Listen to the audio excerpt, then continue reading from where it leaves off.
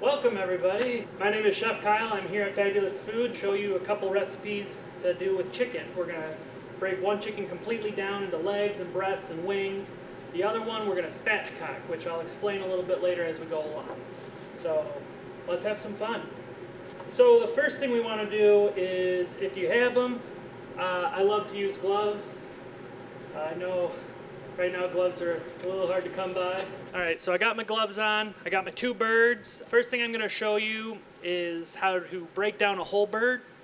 And then next we're going to do a spatchcock, which like I said, I'll explain as we go along. I grabbed some disposable paper towel here because the one thing you want to do with your chicken is dry it off as best you can, inside and out, because a slippery chicken is a dangerous chicken. And you don't want to rinse your chicken because you're just spreading salmonella all over the place, and that's not good for anyone. All right, so we got our first chicken here. We got legs, we got wings, we got the breast. So I'm going to take a small knife. A lot of people will say use a boning knife. I'm fine with just using a paring knife, whatever you feel comfortable with. You can use a chef's knife. Doesn't really matter, whatever you're most comfortable with. In the leg region, which is what we're going to take off first, you'll be able to see some like connective skin between the leg and the breast, and all I'm going to do is just kind of nick that, and as you can see, it kind of opens up the whole thing.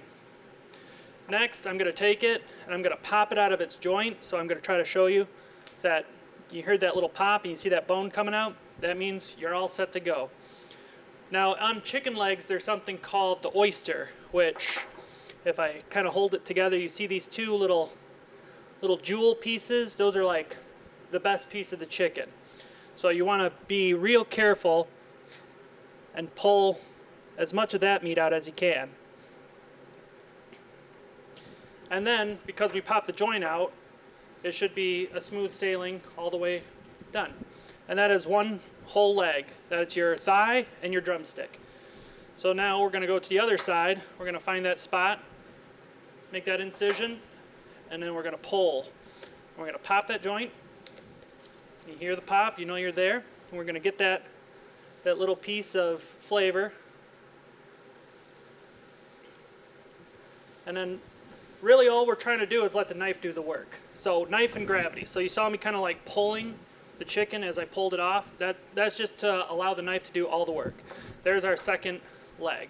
Next, what we want to do is take the breast off. Now the breast has a breastbone, also known as a keel bone, and the best thing to do is just kind of score the top and get on one side of it.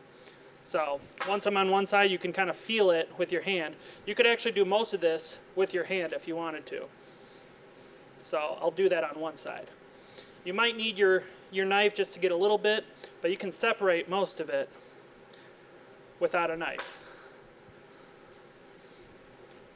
You see how I'm just kind of working it down? Now I'm going to take my knife and just run and pull. So you can kind of see I'm just letting the knife do the work. I'm just kind of pulling skin away. Let me just trim this up a little bit. So we're at the joint where the wing and the breast meet. And what I like to do is actually kind of take it, pull it until you hear it pop again, and then you come through and you have the whole chicken breast with skin on and the wing still attached. Now what I like to do here is take the joint off, and again you see this little piece of skin. We're just going to cut through that, and then we're going to pop the joint.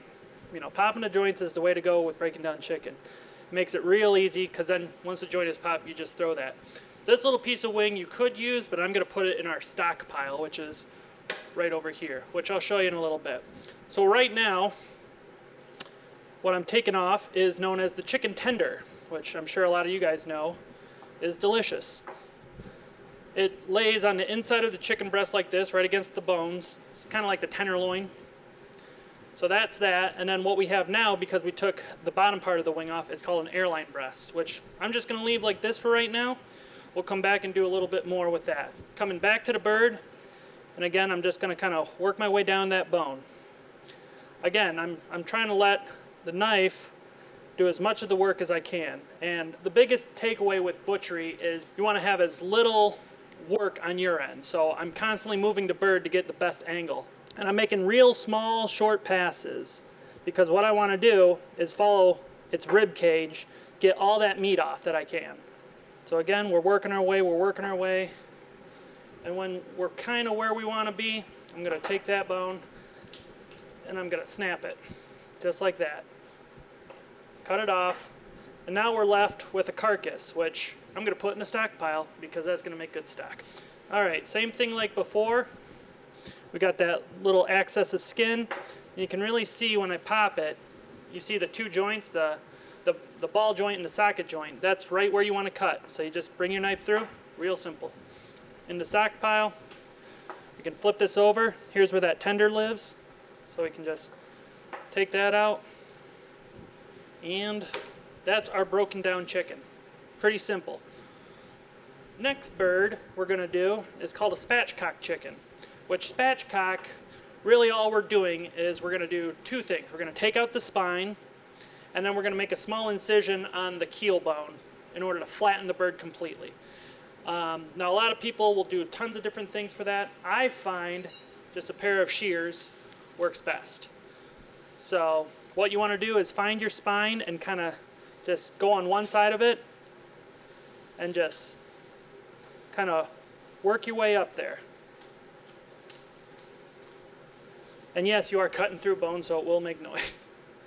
There's nothing you can do about that. All right, so I got it. One side, I can open it up and kind of show you.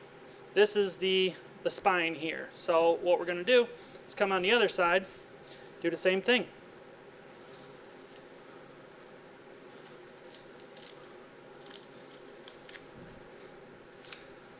Excellent. So we have the spine taken out, stockpile. Perfect. Now what we want to do, because our bird is not really going to lay flat, we want to take a knife, and this is the underside of the keel bone. And this is the only bone you really got to worry about right here. You should be able to do it real quick and just kind of pop it a little bit, because all you want to do is be able to break the bird and have it lay flat.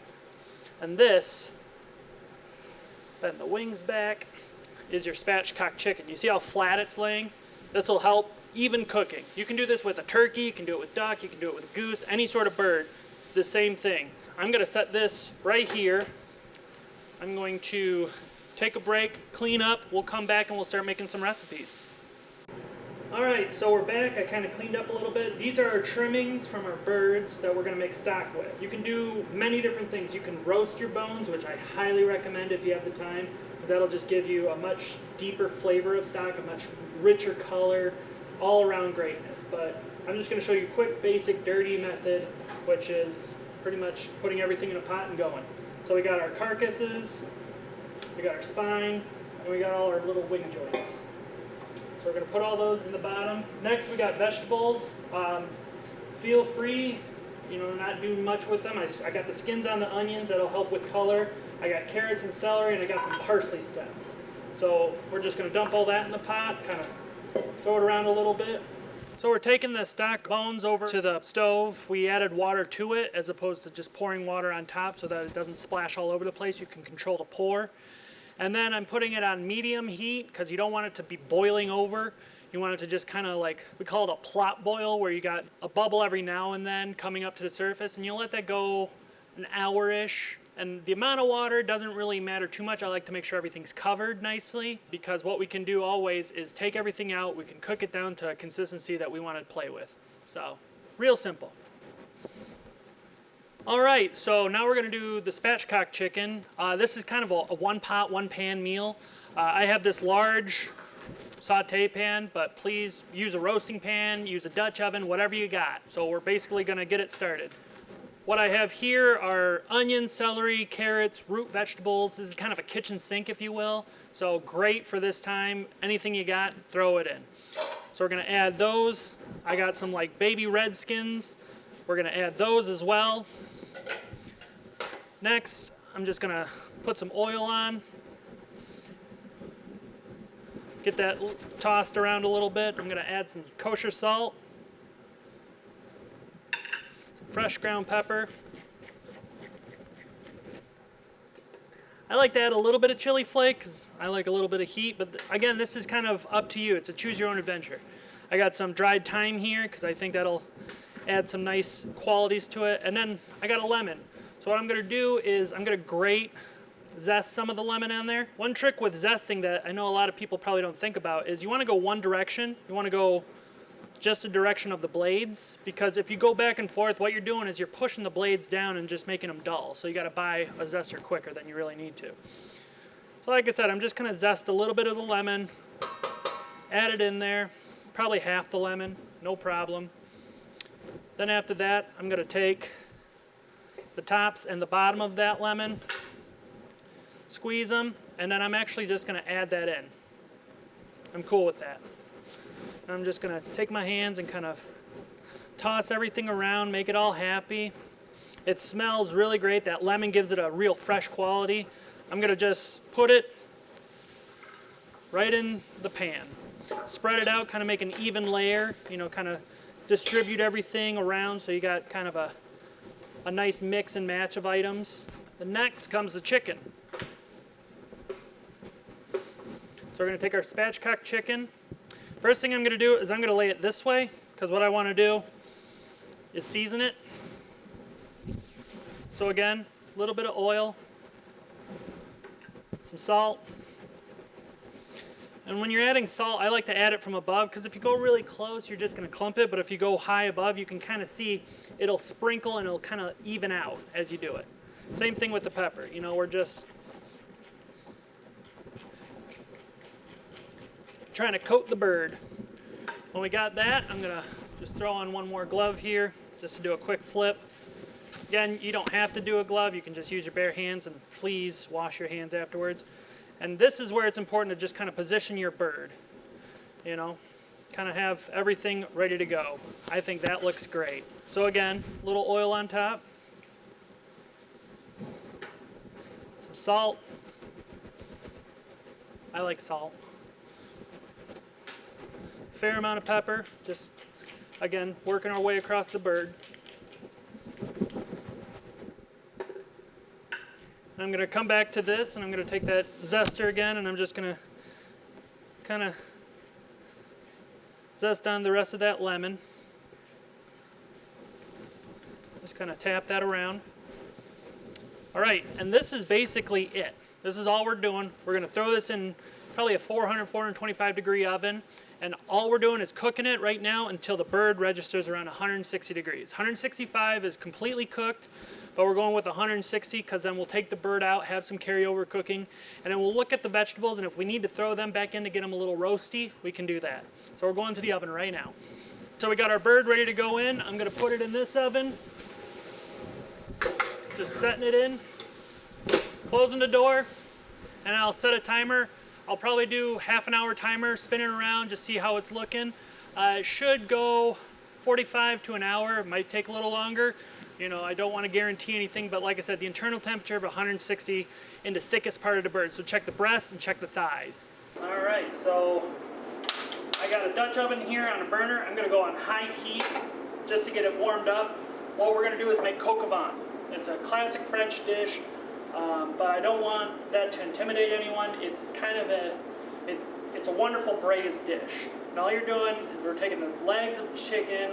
I got some bacon, some onions, some celery and carrots and mushrooms. And we're just gonna braise it in red wine.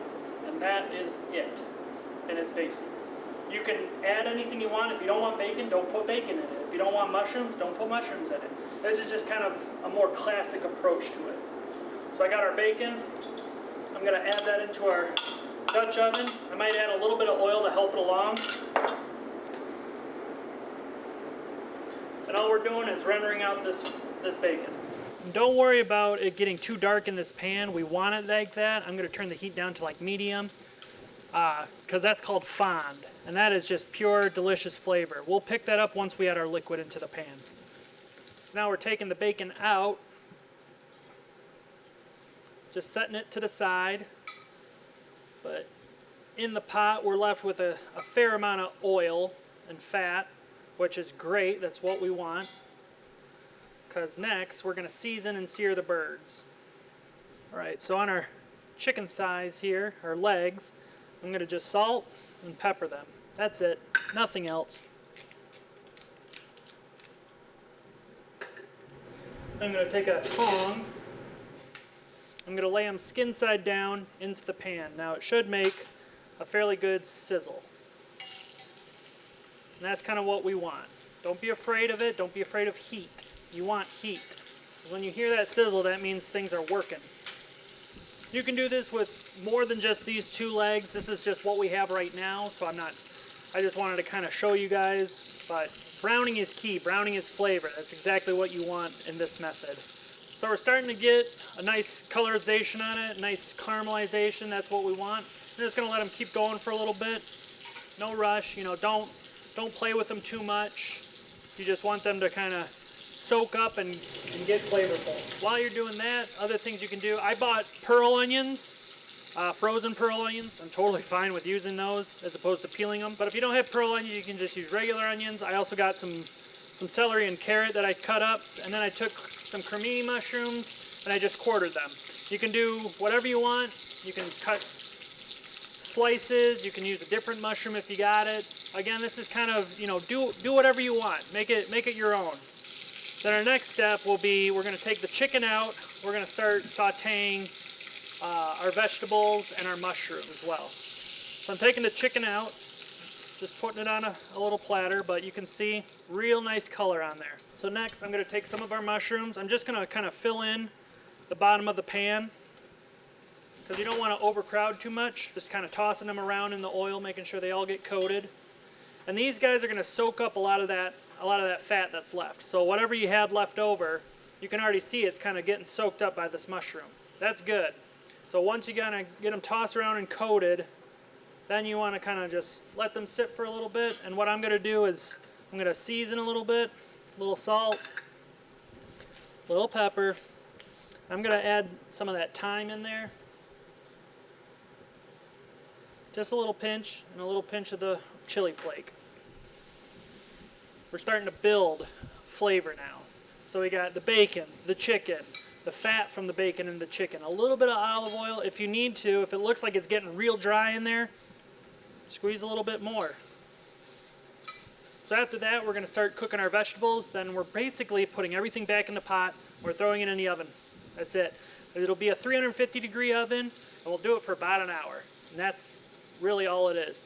The great thing about dishes like this, braised dishes in general, you can do it days in advance. So if you know you're going to have a party on a Friday, but you got time on Wednesday, make this on a Wednesday. Just keep it in the fridge, and then when friends come over, just heat it up in the oven. Or even on the stovetop. You can do that method too. This is also a great thing to put in a crock pot or an Instapot. Again, just put it in the morning, go do your thing. You could even prep the sauteing of everything a day before, put it in the fridge, and then on your way out the door, just put it on the crock pot, add your liquids, walk away. Alright, so we have a really nice looking mushrooms.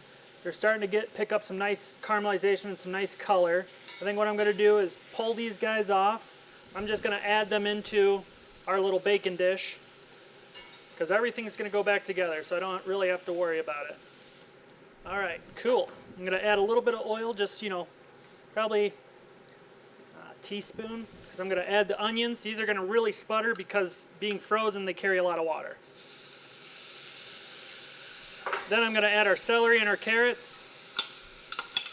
And that's basically a French mirepoix. Onions, celery, and carrots. Technically, it's 2 parts onion to 1 part carrot to 1 part celery.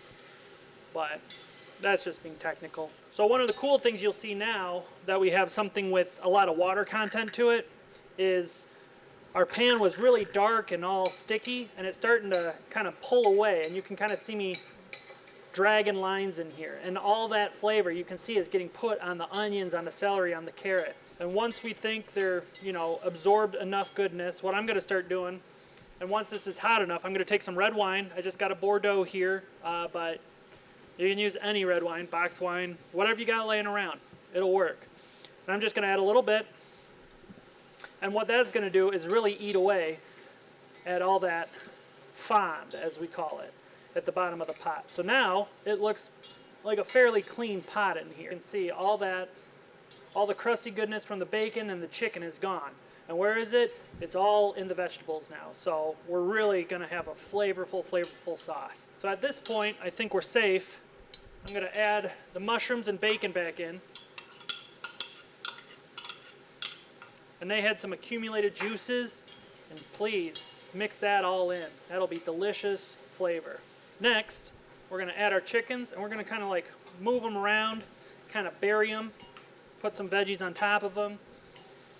Again, you can do this with as much chicken as you want. So if you got a family of 4, grab 4 legs. You can do as big as you want. I'm gonna add a little bit more of that thyme because I like that flavor. A touch more of the salt because I know it'll need it. Some more pepper.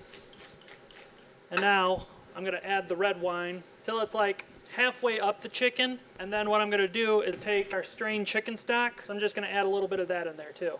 Just to kind of almost coat everything, almost being the key term there. Once we add everything to the pot, what we want to do is kind of bring it up to a boil because that'll help us right away. And then what we're going to do is go into a 350-degree oven, like I said, for about an hour. So I'll take our lid, put it on, and we'll be good to go.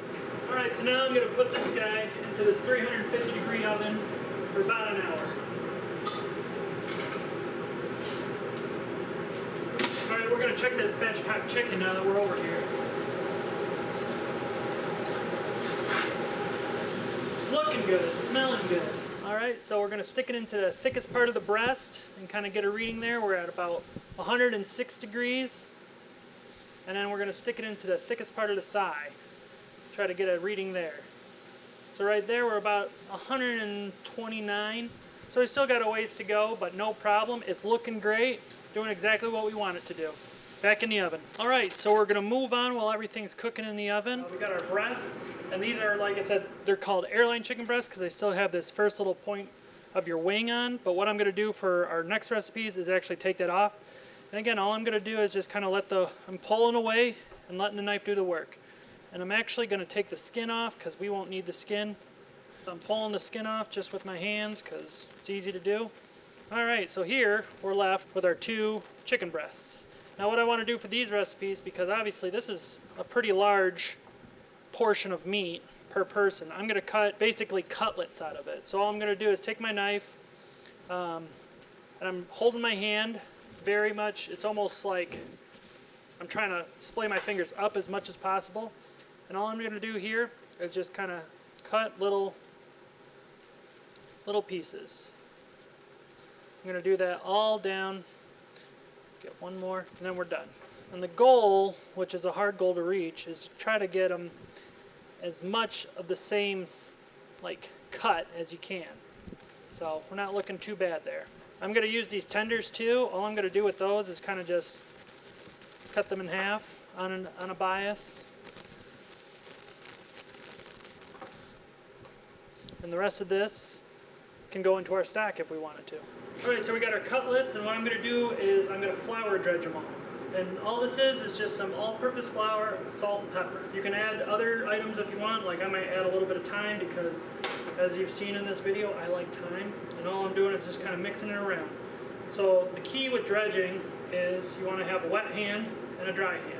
And what this will help do is we're going to make quick pan sauces out of all these. So we're going to saute these in some butter and oil, and then we're going to take them out. We're going to build a sauce out of what's left, and then we're going to add these back to just warm them up, get them done, and then that'll be it. That'll be our finished dish. We're going to make 2 dishes. I'm showing you basically a Picatta sauce and a Marsala sauce. Two of our most popular sauces here at Fabulous Food. And if you got some extra flour, like obviously I have an overkill of flour, we'll use this in other applications with chicken, but you can save some of it, or if our sauce needs a little thickening, we can add this to it. Alright, so I'm just taking a simple saute pan here. So I'm going to do a mix of oil and butter. I'm just going to put the butter in the pan, add some oil on top of it, because what we're doing is pan frying, so we want this to all melt and become one.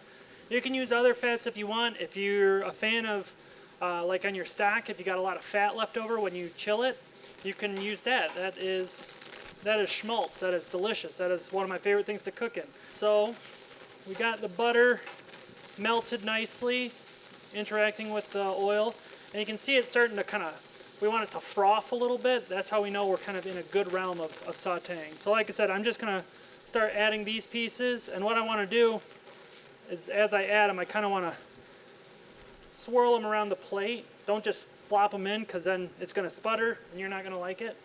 And what we want to do is just let this cook, and again, we're looking for color more than anything. We want to get that nice kind of golden brown look to it. And again, hear that. That's the noise you want. It means stuff is happening. You can see we're starting to get there. We're starting to get some nice golden edges on this chicken, and the butter is kind of getting a little brown, which is perfect. So what I'm just doing is kind of creating a spot where I can tilt the pan to me using my spoon and just keep kind of basting this chicken, because it's just going to get darker and more beautiful. So you can kind of see this was the new side, and you can see the difference in how it's getting nice and colorful on the side that we sat in there for a while. So we're just going to let this go a little bit longer. And we're going to take these out and we're going to keep going in batches. So yeah, you can see it's getting a nice brown mahogany-esque color to it. That's what we want. That's what we're going for. All right, and I'm going to repeat the process using the second pan just so we have 2 pans to make sauces in. All right, here's our spatchcock bird. All right, we're right where we want to be. We're about 154, 155, so just a few more minutes. This is where I say, you know, give or take a few is kind of where you want to be, and I like to check it in multiple spots. The biggest thing is you just don't want to really risk overcooking your breast. You know, the thighs, they have a lot of fat, they have a lot of juice, so they can withstand the heat, but if you let your chicken sit too long and get overcooked, that's where it gets really dry and mealy and like chalky tasting. So us being right around where we want to be, I'm going to leave this out right now. I think the vegetables look stunning. So what I'm going to do is just let it sit like this, because what's going to happen is the chicken, as it rests, is going to release a lot of juices, and that's just going to go right on top of all that veg and potato, and that's even more flavor for us. All right, so I'm just going to move this to the side, and we're going to check out the coq au vin as well. And immediately what you smell is just like chicken, bacon. I mean, look at this. This is what you want. Absolutely. What we're going to check for right here is like kind of the softness of the chicken, because the chicken's going to be cooked all the way through, and you can kind of see how I'm like able to pretty much tear it. I'm just using a spoon here. So this is great. What I'm going to do is just put a lid on it and let it kind of just steep in its own juices. And the best thing you can do, like I said, making this in advance is great. Let it cool down all the way, put it in the fridge, and then warm it up. And all it's going to do as it cools down is absorb all that juice, and it's going to become just so much better than if you took it out and served it right away. Alright, so now we're going to take our chicken cutlets that we sauteed. We're going to make chicken marsala. So this is the pan that we used. And as you can see, like the oil, the fats, and some of that flour got in there, and the fats from the butter. And we kind of made like a brown butter, which is going to be great for chicken marsala. We're going to take some diced onion. We're just going to add a little bit. We're just going to let that kind of saute up. And once that gets soft, then what we're going to do is start adding our mushrooms in, and we want to saute those as well. Alright, so we're at a point where I think we can start adding mushrooms. Again, I'm not going to use all these mushrooms, but I want to get, you know, a fair amount in here, kind of cover the bottom of this pan. You don't want to overcrowd your mushrooms, so I think that'll be good for us. Again, I'm just tossing them around in the oil that we had, the oil and the chicken fat, and the butter.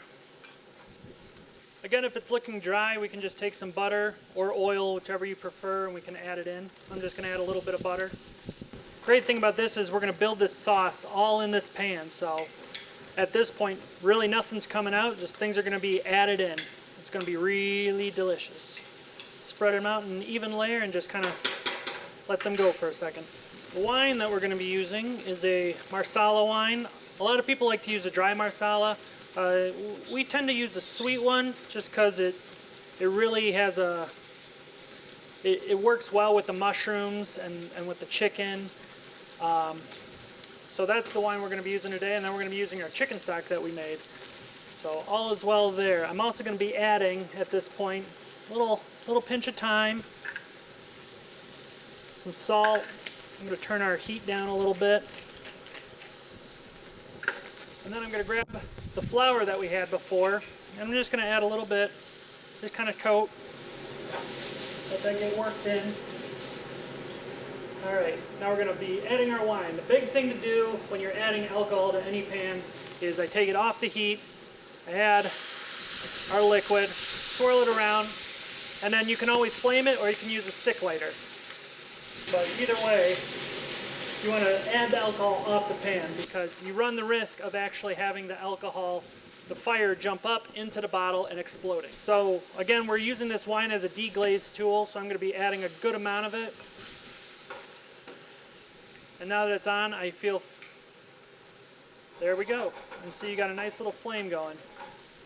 And you're just swirling it around because what we're trying to do is cook off as much of that alcohol as we can. And as it cooks, it's gonna, you might need to light it a few times because you might not get all of it, but if you do, great. So this is kind of a beautiful color that we're looking for. Now all I'm gonna do here is I'm gonna add a ladle or two of stock. And then what I want to do is just kind of let this cook. And once it kind of gets up to a boil, I'm going to add the chicken cutlets back in, and then we're going to taste it for seasoning, and then we're going to plate it up. So we added the chicken cutlets back in, and what we're going to do now is we turn the heat kind of back up to medium-high. As you can see, it's starting to get to a boil, and all we're doing at this point is kind of heating and just heating through that chicken cutlet, just trying to make sure everything's cooked and nice and hot and warm, and then we'll be ready to plate here in a second. The other thing we're doing is kind of reducing the sauce a little bit just because we want to have that beautiful, slightly thickened, we actually call it, it's a French term, it's called nappe, where you take some of your sauce on the back of a spoon and you drag your finger through it, and if the sauce stays and doesn't fall down, you got a nice consistency. We're getting there. We're not quite there yet. And again, I'm just kind of basting the pieces that are sticking out, flipping them over every now and then, just kind of working them back in. Real simple. At this point, I'm going to take another spoon, and I like where it's at. I like where it's at a lot. It's got that nice, the Marsala really comes out. It has some nice, salinity from the salt. It's not too spicy. It's kind of an all-around balanced dish. And I just know from how flavorful it is, it's going to really, really shine nicely. So let's check our sauce again. So you can see like the finger drags through and you can really see that line just like sticking. So I think we're kind of there. So what I'm going to do, I'm going to take a nice plate here. I'm just going to take the cutlets. I'm just going to arrange them nicely.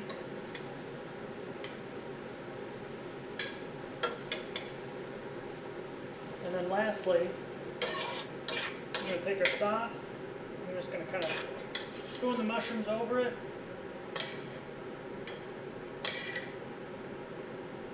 And this is where you can really cover up all your mistakes when you start plating. So all the splotches and all that. And I'm going to come through with just some fresh parsley. Just for some nice color. Put it around. And then the other thing, I'm just a big fan of green onion tops. I just think they add a nice biteness to it. And then I just kind of come through and clean up my edges. And there you go. That's going to be our chicken Marsala. Alright, so we're back and we're going to be doing some chicken picatta with this other part of the chicken. This is the chicken that we dredged and seared. We got our pan, it's getting hot again. We're going to be adding some onions, just like last time. Ooh yeah, nice saute, nice sizzle, that's what we want to hear. So with this one, we're just sauteing, we're trying to get it, pick up some of those bits. This sauce is pretty much going to be a white wine, lemon, chicken stock, and some capers. So it's going to be really lemony, really bright, really briny, really acidic. A lot of times for us, we'll actually bread the chicken. And when you bread the chicken, I find that you can go a lot heavier on your lemon because you want it to cut through that breading. But just because we did a flour saute, you don't need to go as heavy. But then again, it's up to you. Do what you want. If you like lemon, go for it. We got a white wine. So just like last time, I'm going to take it off the heat, add the wine. There we go. You see? That's why you do that. Alright, so at this point, we're going to be adding our lemon juice to it.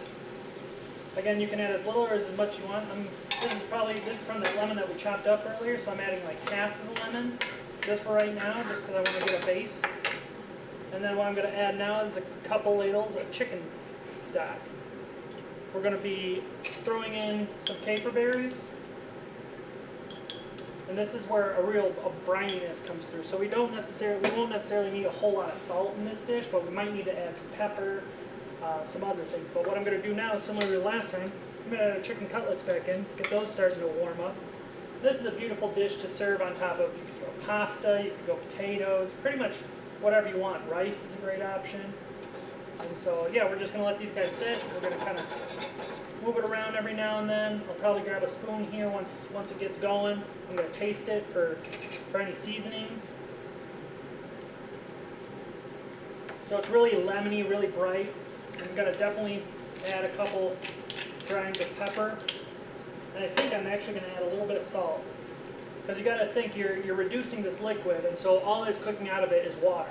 Everything else, all other flavors are staying in here. So it can get quite intense real quick if you're not careful. And so similar to last time, I'm just kind of basting this chicken, getting it warmed up, flipping them over, letting them come up to temp real nice. And we're also reducing that sauce down because we don't want it to be too thick. We don't want it to be too thin. This sauce tends to be a little bit on the thinner side. That's why I didn't add as much flour, or any flour really this time. It doesn't need it because it's meant to be served over pasta, so this could actually be the sauce of the pasta as well. You know, just cook some noodles, put it on a plate, pour this over top of it, you're good to go. Because this is such a bright, like spring, summer dish, asparagus would be a great option with this. You could even just serve this and have like a nice salad, you know, some nice greens from the garden, or you know, picking up from your local farm. It's a great option. All right, and we're going to take the rest of that sauce and we're just going to drizzle it over.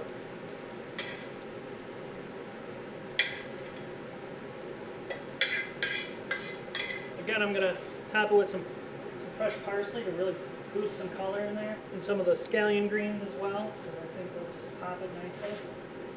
And that's our chicken piccata. Alright, so we have our spatchcock chicken. It's kind of been sitting around for a little bit, so I think it's good enough to use. And all I'm going to do is I'm going to kind of take it apart to plate it up. So I'm going to just come through the center. You got your two halves, which I think look beautiful. We're just going to come by just like we've done in the past. You got all this juice that's coming out. That's okay. We want it. This is one of those dishes that you definitely want to just have sitting around for a while. In the pan here, we got all the vegetables, and what we're going to do is just kind of toss them around, because you can see like this really dark golden liquid. That's all the juice from the chicken, so we really want to save all that. So I'm just going to kind of toss these guys around, and it's cool enough right now where I can just kind of do it by hand. The two pieces of lemon that we put in there, I'm going to take out.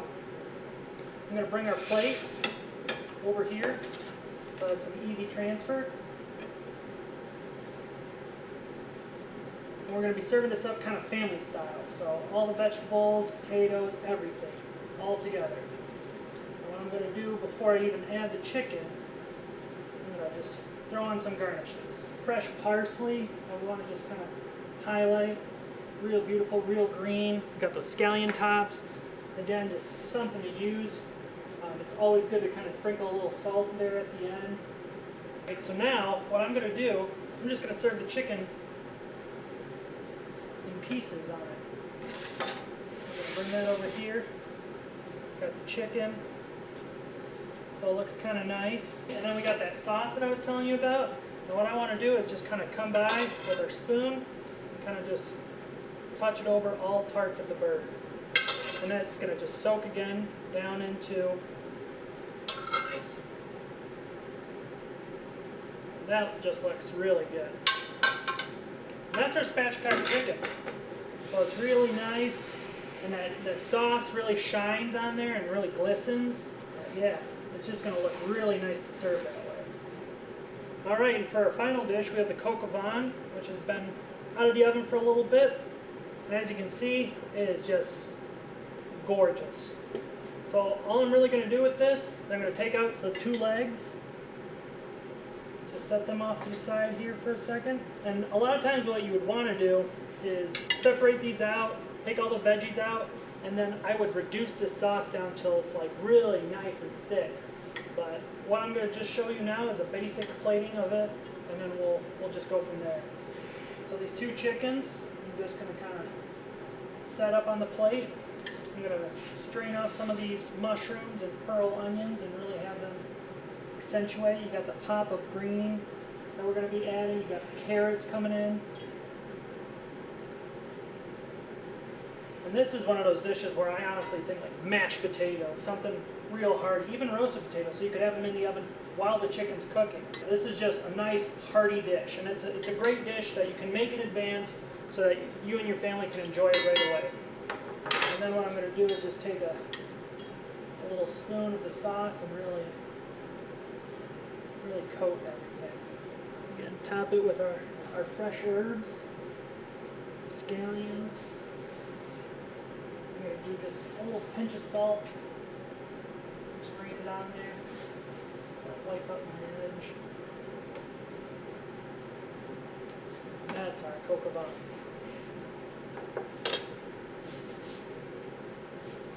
Well, thank you guys so much for following us along on this journey. Here are the dishes that we made. Once again, we got the chicken marsala, the coq au vin, the whole spatchcock chicken with root veg and potatoes, and then we got the chicken piccata.